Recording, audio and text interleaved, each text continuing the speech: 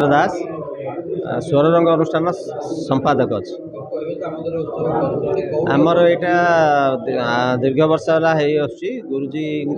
जन्मदिन टी 25 तारीख 16 नक्षत्र डिसेम्बर 25 से रवींद्र मंडप रे कि 2 वर्ष हम आमर राज्यस्तरीय गोटे हिंदुस्तानी शास्त्रीय गायन प्रतियोगिता होची जो 14 वर्ष 16 वर्ष 25 वर्ष युवक युवती माने युव प्रतिभा मैंने जो मैंने शास्त्रीय संगीत गायन करेंगे से ही मैंने भाग ने प्रथम द्वितीय तृतीय जो मैंने हे 7,000 5,000 3,000 पुरस्कार दिहब आ शास्त्रीय संगीत प्रचार प्रसार आम ये कार्य आमर 25 डिसेम्बर कार्यक्रम हूँ बड़ कार्यक्रम रवींद्र मंडपर जो थे कि राज्य बाहर कलाकार आसवे परिवेशन करेंगे आम राज्यर जो स्वनामधन्य कलाकार से परिवेशन रही शास्त्रीय संगीत बोले राग रागिणी जो गायन परिवेशन भोकाल गायकी आ समबद्ध भाव गायकी एटा सब हाँ फ्री एंट्री सब पूरा आम सर्विस टू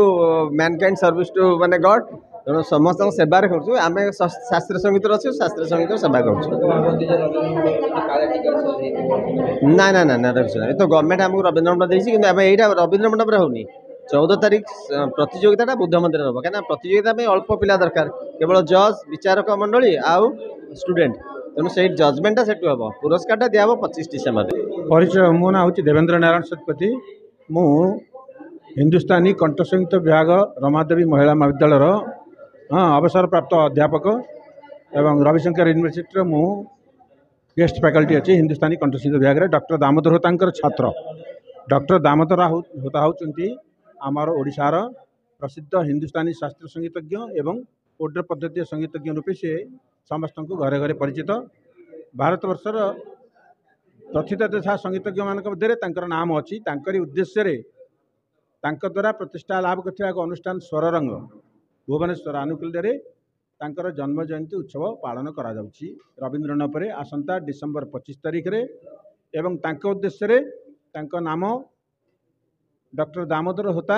हिंदुस्तानी राज्यस्तरीय हिंदुस्तानी शास्त्रीय संगीत प्रतियोगिता यहीपरि भाव में एक शास्त्रीय संगीत प्रतियोगिता कार्यक्रम आमर स्थिरीकृत करा जायछि जहाँ डिसेम्बर 14 तारीख रे बुद्ध भवन बुद्ध मंदिर रे सेटा आयोजन करा जायछि। दुईट कार्यक्रम ये जो आमर आज प्रेस मीट आम कर